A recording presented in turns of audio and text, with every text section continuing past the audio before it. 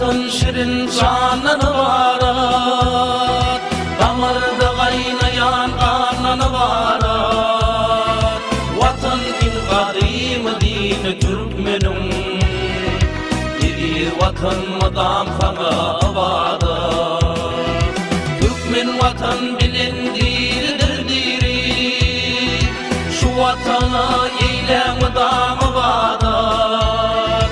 5 yıl, 10 yıl, 100 yıl veri, hatrafı doğadır aydımı tağar.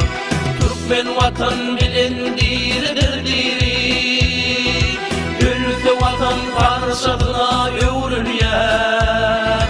Vatan Türkmenlerin kalbinin nuru, oylan yarın vatan yerden başlan yar. Vatan bu din giyce kırpın çalman, kirpidin takip yerinden başlan yar. Dağda minarada şanına Allah, sıtyanadan keflerinden başlan yar. Başlan yar, peygamber tanıp atatın, Oğuz Han'ın 6 gerçek oğlundan.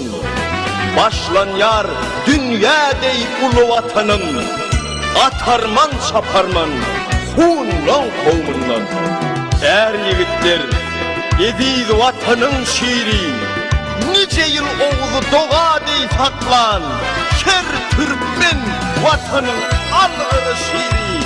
5 günlükken kurtuğunda yer tapman, vatan deyip geçmişten hem gelecekten, atmandan, kerenli yerden başlan yar. Vatan, ata çıkan Yavuz gerçekten, toğulunup düşen kerden başlan yar. Rağının dövedinden başlan yar, dağdan akan köveşinden başlan yar. Kırıp netkenle, yalını tığırın koyun, çıgalıver, köveşinden başlan yar. Vatan Türkmen namasından başlan yar, Köroğlu'nun namasından başlan yar. Yadilerde vatan feryadın şiir, musafirlan nalasından başlan yar.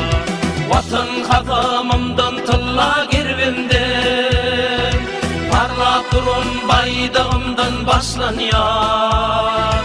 Karıştı bir taraf deyip yurdumda, tutulyan toy bayramımdan başlan yar.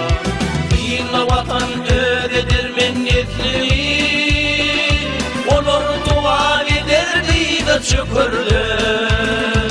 Vatan Türkmenlerin mukaddesliği, dine Allah vardır dinin yok orada. Türkmen vatan bilindirdir diri.